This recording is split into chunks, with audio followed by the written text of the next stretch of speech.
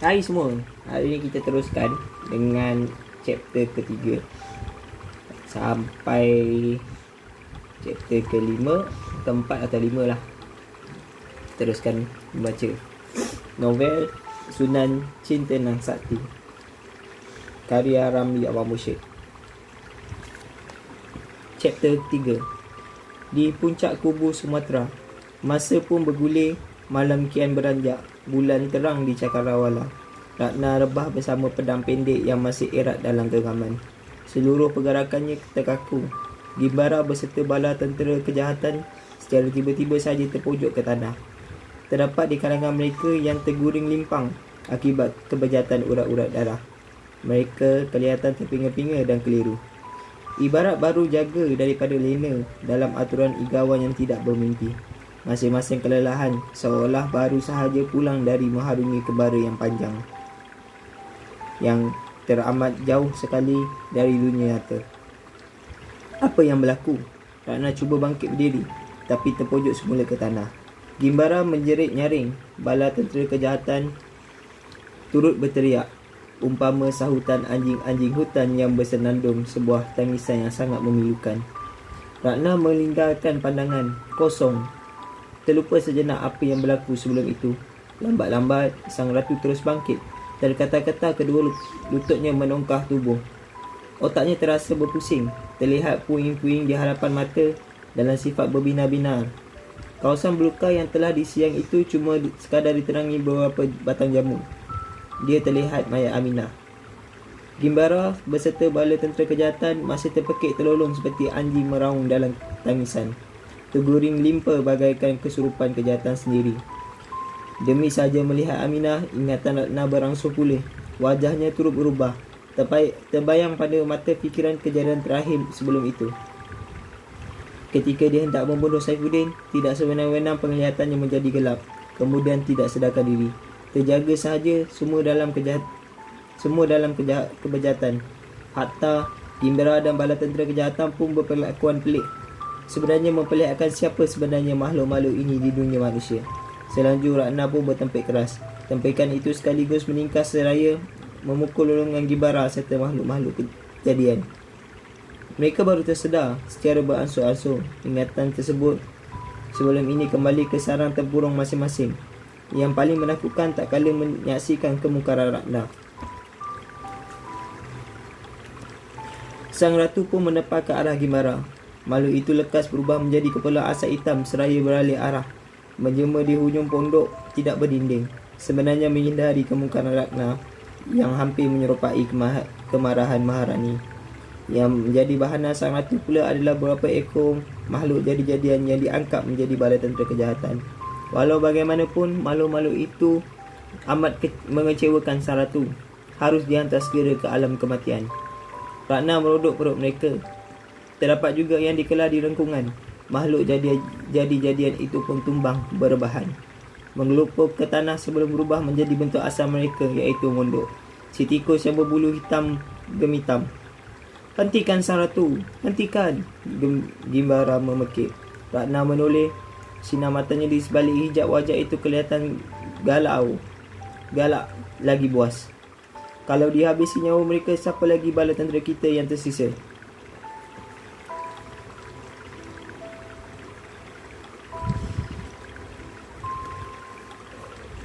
Kalau aku gagal membunuh Saifuddin, kepada kau juga akan kembali ke tempat asalmu, Gimbara. Bonda Maharani akan mengirimmu ke alam yang tidak berjasad. Maka beranganlah engkau sampai bila-bila di sana. Muka sang ratu. Bukankah kita sama-sama akan dihukum? Gimbara cuba membela diri. Ya, benar. Hukuman lagi perit berbanding aku. Nafas Ratna terasa panas. Bukankah Maharani akan menghukum mati ke atasmu? Gimbara mengingatkannya. Diam, bentak Ratna. Garangnya mengalahkan seekor harimau Sumatera.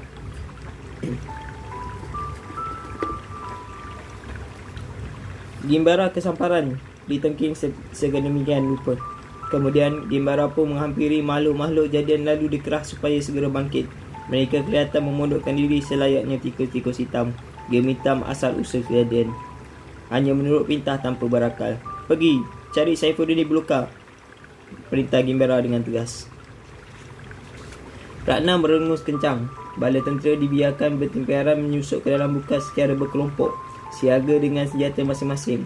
Yang beraja di hati kali ini adalah kesumat yang teramat membakar terhadap Saifuddin. Sekali lagi dia gagal membunuh anak asuhan wali sufi itu. Ratna membenci pada ketewasan dalam berencana. Ratna sang Ratu Sulaiman terpuduk di pondok tidak berdinding. Di situ dia menyendiri, melepaskan segala galau. Hati dan perasaan cukup sakit sekali. Gimbara menegakkan agar menjauh sedikit, sekadar memerhati kemungkaran sang ratu menyusul. Betah menunggu kemarahan itu terbuang menyusul akar di belukar itu. Macam mana Saifuddin boleh terlepas? Soalan itu lebih dituju kepada diri sendiri. Sambil itu mengeluarkan sebilah anak panah yang patah dari celah selubung hitam. Mata anak panah itu tertulis nama yang terlalu asing dari pengetahuannya, itu Alif Lam Lam Ha. Otaknya mula memutihkan pemikiran. Apakah kaitan Alif Lam Lam Ha dengan Saifuddin? Sedangkan pada hemat pengamatannya, nama itu amat berkuasa menyakiti Gimbara.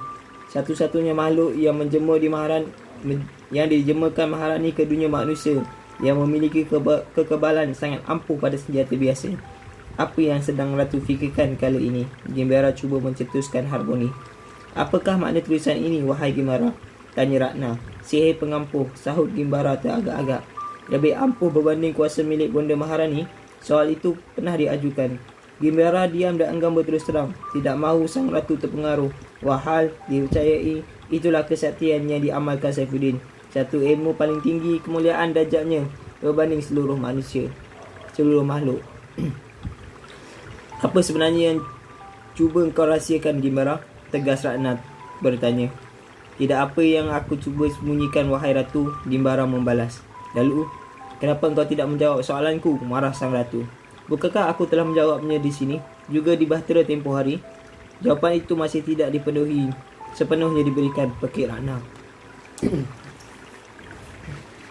Ampun ratu, sebenarnya makhluk jemaat itu takut Ratna menggunakan anak panah yang tertulis nama agung itu untuk menyakitinya, sekaligus membunuhnya.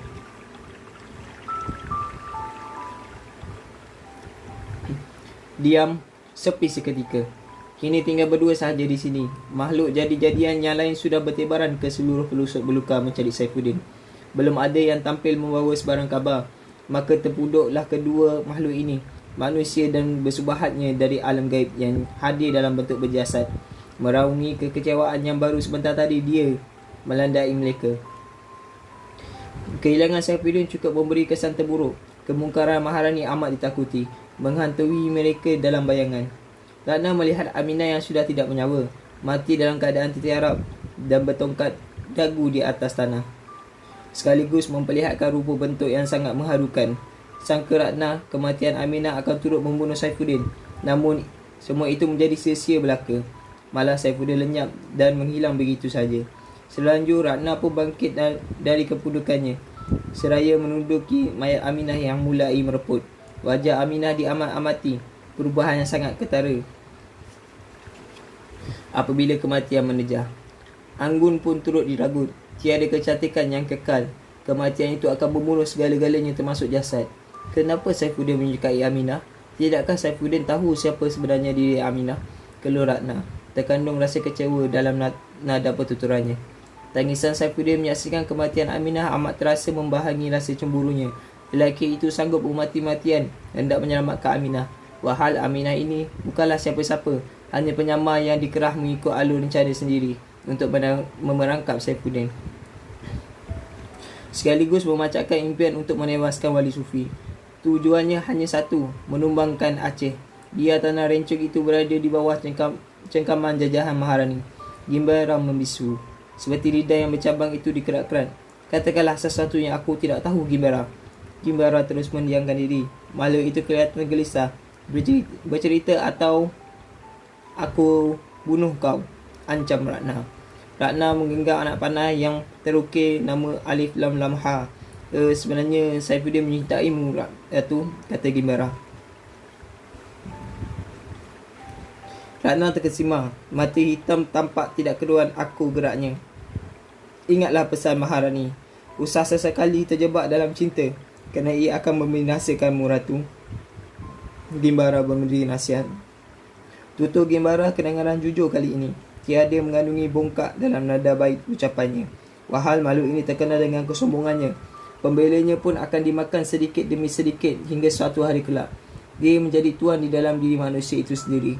Setiap ketaatan harus dibayar dengan harga yang cukup mahal. Cuma pada Maharani kegurunan itu muncul disebabkan terdapat tahun di belakang pemerintah kerajaan Pulau Utara itu. Ratna pula sewenang-wenangnya akan diperdayakan. Tunggulah apabila Gimbara bersatu di dalam diri sang ratu kelak. Aku mendatangi Aceh hanya untuk menumbangkannya.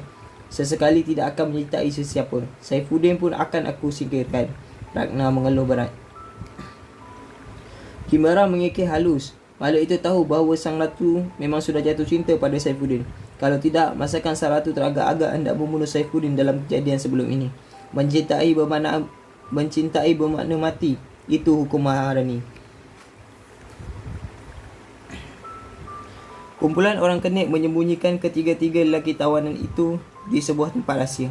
Sebuah tempat yang memang sukar dijejaki sesiapa pun. Saifuddin, Dailut dan Sadiq terlentang terikat tidak sedarkan diri. Ketiga-tiga sahabat ini dikerumuni orang kenik yang sangat ramai. Kelihatan seperti gerombolan semut hitam. Raja orang kenik yang bernama Silabu berdiri di sebuah tingkat paling atas di sebuah pelantar. Silabu mempunyai perut yang agak besar macam kebuntingan. Bahagian dadanya kelihatan landai sedikit. Cara dia berbusana agak berbeza berbanding kebanyakan rakyat kecilnya. Silabu terkenal dengan ketegasannya, garang memerintah. Di sebelah kanannya terdiri si Bangga dan si Lamping, manakala di sebelah kirinya pula si Rangka. Dia putera Silabu, pewaris pemerintahan kelak. Orang kenik yang satu ini suka berhenti mengunyah. Sentiasa lapar, tapi bukan pemakanan manusia. Ketika ini pula si Rangka sedang mengunyah buah pelapak yang manis rasanya. Ternyata sangat kuat. Manusia bertiga ini dengan mudah mampu ditewaskan. Sorak-sorai pun bergema. Inilah kemegahan bagi bangsa orang kenik yang bakal diingati sampai bila-bila. Hatta cerita menewaskan tiga manusia itu pun akan menjadi kisah turun-temurun seiring giliran zaman. Wahal selama ini kehidupan orang kenik di belantara ini dilakukan dengan berhati-hati. Sebenarnya mereka menjauhi manusia. Kalian adalah bala tentera yang sangat kuat, puji Silabu. Gegak gempita pun berdengung-dengung ditempitkan.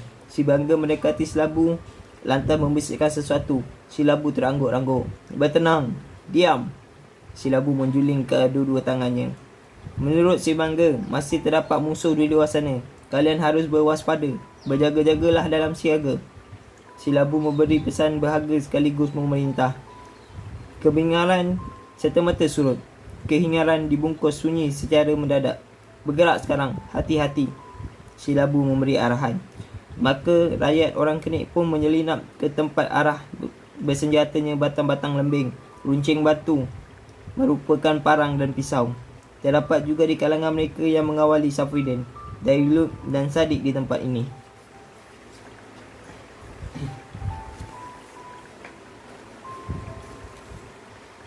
Tajuk 4. Di Melaka.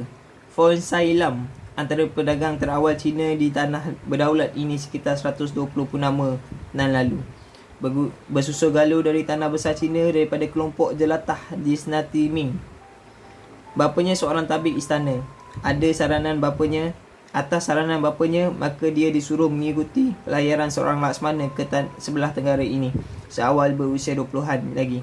Kini terdampar di negeri ini atas kehendaknya sendiri, mendiami tanah berdaulat ini atas titah perkenan Sultan demi menghormati hubungan dua kerajaan antara Melaka dan Cina. Maka menjadi warga setialah Fong Sailam di negeri ini. Hidup dalam kelompok jelata yang sebangsa dengannya ketika sama-sama mengharungi Laut Cina Selatan suatu waktu dahulu. Selanjutnya memudik Selat Melaka dan mendatangi tanah berdaulat ini. Sultan mengurniakan kelompok ini sebidang tanah agak meminggir kedudukannya dari pantai, merupakan sebuah perbukitan. Cuba kebanyakan mereka ini mendatangi pinggiran pantai untuk berdagang. Hatta bergaul mereka dengan orang Melayu ibarat au dengan tebing. Mereka turut bertutur dalam bahasa Melayu. Fon Sailam sendiri merupakan seorang tabib. bukan tabib sebarangan. Ilmu perubatan tradisional Cina yang diwarisi daripada bapanya sendiri. Penggunaan akar dan rempah ratus tempatan dijadikan bahan pengubatan. Fong Sai Lam dikenali sebagai tabib Cina, namun tidak ramai yang tahu bahawa beliau juga merupakan seorang pakar kungfu. Sebab tu usia belasan tahun lagi, semasa di Tanah Besar, dia mengajari seni kungfu. Di China, kerap menggunakan asyik kungfu dalam apa jua keadaan. Berhajat besar dijadikan saudatu maharaja. Impian itu tercapai apabila menyertai pelayaran seorang laksamana terkenal, membelah lautan yang luas.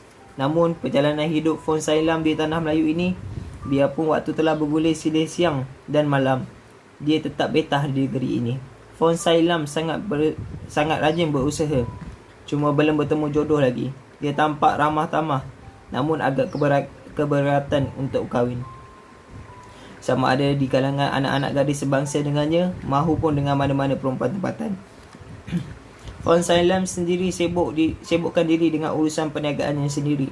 Lebih banyak menolong orang lain. Sibuk itu mengacaunya saban hari sehingga terabai kehendak batinnya sendiri sebagai seorang lelaki. Urusan perniagaan itu dalam diam telah memamah usia sedikit demi sedikit. 120 purnama berlalu tanpa seorang suri dalam kehidupan. Seroja bangkit seawal jam 4 pagi. Bergegas dia membuat pekerjaan rumah dengan gigih. Namun terpaksa. Hidup bersenang lenang di Punggol selama ini diragut begitu saja sekelip mata. Menumpangi rumah Pak Usu dan Mak Usu tidak ubah menjadikan diri sebagai seorang babu. Membasuh kain di sebuah perigi, menyediakan makan minum pagi dan menyediakan diri untuk mengikuti Pak Usu ke pasar untuk berniaga kain. Kehidupannya kini penuh dengan keringat. Malah lebih aib lagi apabila Mak Usunya tidak membenarkan Suroja makan bersama mereka laki bini. Disuruh makan di dapur. Disuruh makan dan minum di dapur. Kadang-kadang Suroja terpisuk meratapi nasib diri sendiri tak kala mengunyah nasi dan meneguk air putih saja. Bagaimanapun dia harus menghadapi semua itu dengan tabah atas kehendak ibu bapanya.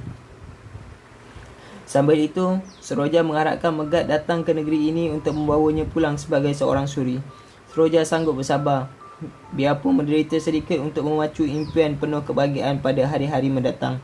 Walau seperti apa pun arahnya akan mendatanginya.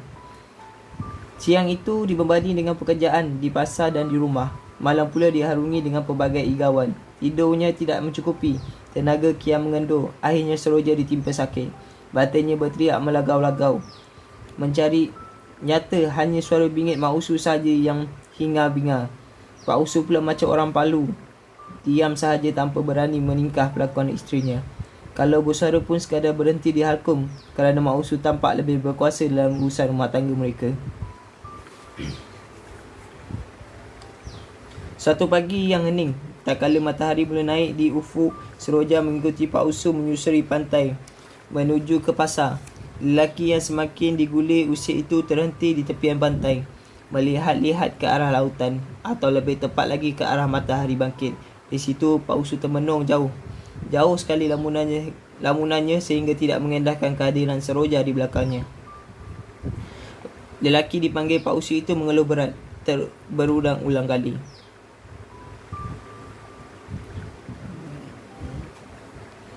Suara nafasnya pun membamirkan kegalauan yang dialami kala ini. Sebuah penyesalan yang sukar diterima oleh jiwanya sendiri. Suroja digamit keheranan, lantas menegur sopan. Pak Usu, kenapa kita berhenti di sini? Bukankah kita hendak ke pasar? Pak Usu berkali seraya tersenyum kelak. Ternyata terpalit pahit pada raut wajahnya. Pak Usu minta maaf padamu Suroja. Layanan Mak Usu padamu sungguh menyusahkan hati. Pak Usu mengeluh untuk sekian kali. Jiwanya benar-benar terhimpit. Ditelan mati emak dan diluah mati bapa.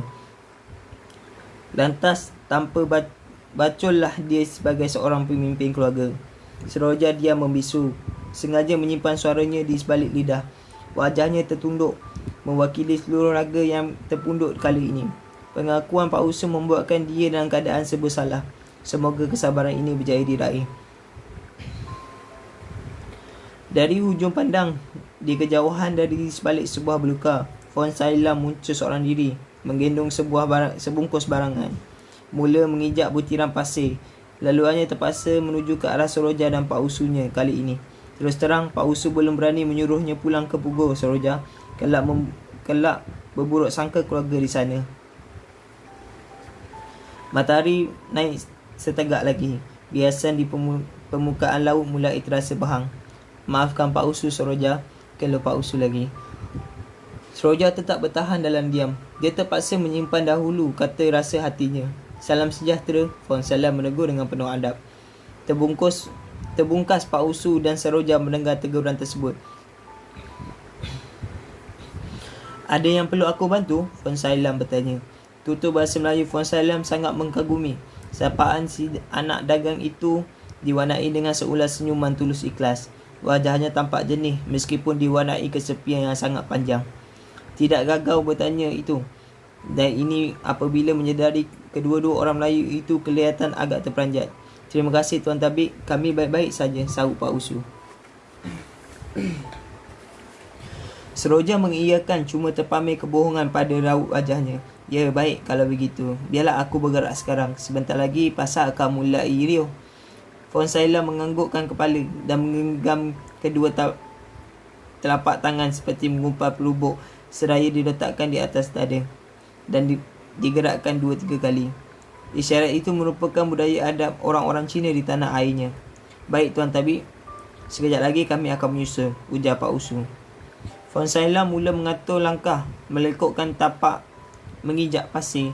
Sekilas dia menoleh pada Seroja. Sejurus pergi, kemudian membuat penafsiran dangkal. Pak Usu dan Seroja kembali seperti tadi. Tiada apa yang hendak dibicarakan. Bapa dan anak saudara itu saling terkelu lidah. Seraju Pak Usu mengeluh lagi, seraya mulai mengatur gerak menuju ke pasar. Seroja tergesa-gesa mengekori.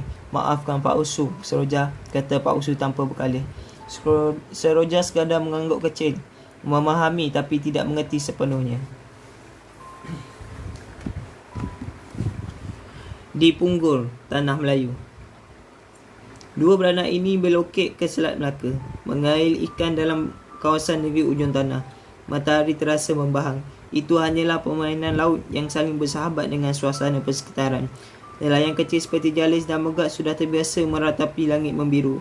Cuma kadang-kala apabila wajah langit muram kelabu saja, kedua beranak itu akan bergegas pulang ke pantai. Hujan ribut hanyalah usikan ramah bagi mereka. Andai gagal menduga, maka maut bakal menimpa. Pagi ini di atas perahu yang teroleng-oleng oleh ombak kecil, Megat kelihatan banyak mengelamun, bermenung sehingga lamunannya terasa terlambung sampai ke langit bumi. Tangisan pengail disambar ikan tapi dibiarkan terbuai-buai di dalam air laut. Sedangkan bapa Jalis sudah berkali-kali menaikkan ikan di atas perahu. Jalis memahami aliran simpati bergelombang di dalam dada tuanya. Megat, kailmu sudah sangkut tu, tegur Jalis. Megat tersentak selaju menarik batang kail sepantasnya. Seekor ikan meliuk-liuk tersangkut pada mata kail. Lekas Megat meleraikan mata kail daripada mulut ikan dan diletakkan di atas perahu. Umpan baru disangkut, sejurus diumban ke dalam air laut. Megat kembali termanggu menunggu mata kail disambar ikan. Apa yang sedang kau fikirkan, nak? Tanya Jalis. Ikan. Megat terkidung dalam rupanya sendiri. Jalis mengangguk, sekadar mengikuti rentak dan bukan mengakui secara tulus. Orang tua bekas penghulu dan juga seorang nelayan yang banyak makan asam garam itu mengerti sepenuhnya bahawa Megat sengaja berdusta. Anak muda itu enggan berkongsi rasa. Jalil dan Sulimah sememangnya sudah maklum duduk perkara tersebut. Bapa yakin Saifuddin akan pulang satu hari nanti. Megat mengalih bicara. Makmu percayakan itu. Jalis mendongak ke langit bumi, mengagak permainan angin. Bagaimana dengan bapa pula? Megat agak mendesak. Jalis menatap wajah polos anak sulungnya. Raut berkeringat terbakar kemerahan akibat sapaan hembus angin laut yang bersatu menjadi bahang matahari itu tampak jujur. Satu rupa yang jelas memperlihatkan setumpuk bebanan di dalam jiwa. Pada hematmu bagaimana pula Megat?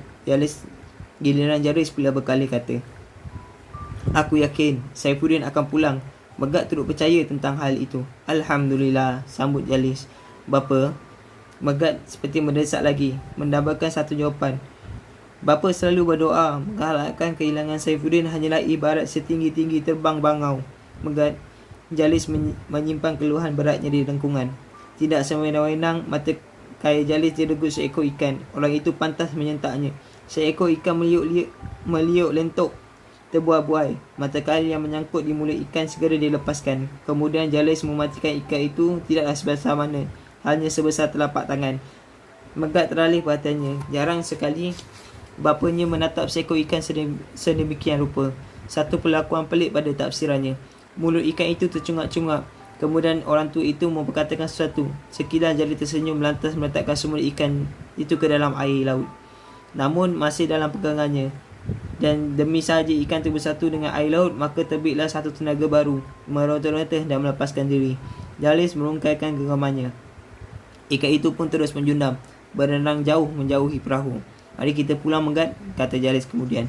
Tapi ikan tangkapan masih belum banyak lagi, bapa. Tingkah Megat. Cukuplah tu, ujar Jalis tanpa sebarang penjelasan terperinci. Megat aku, cuma dia tidak mengerti sepenuhnya.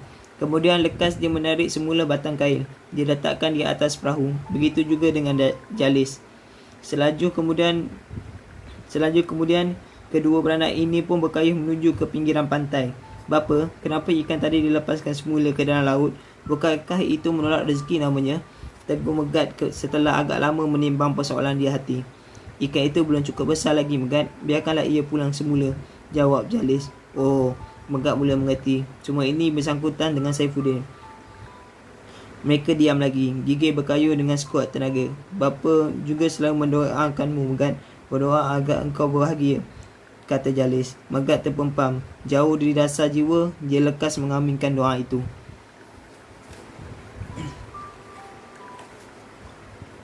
Okay guys, untuk tajuk yang kelima kita sambung next video. Terima kasih.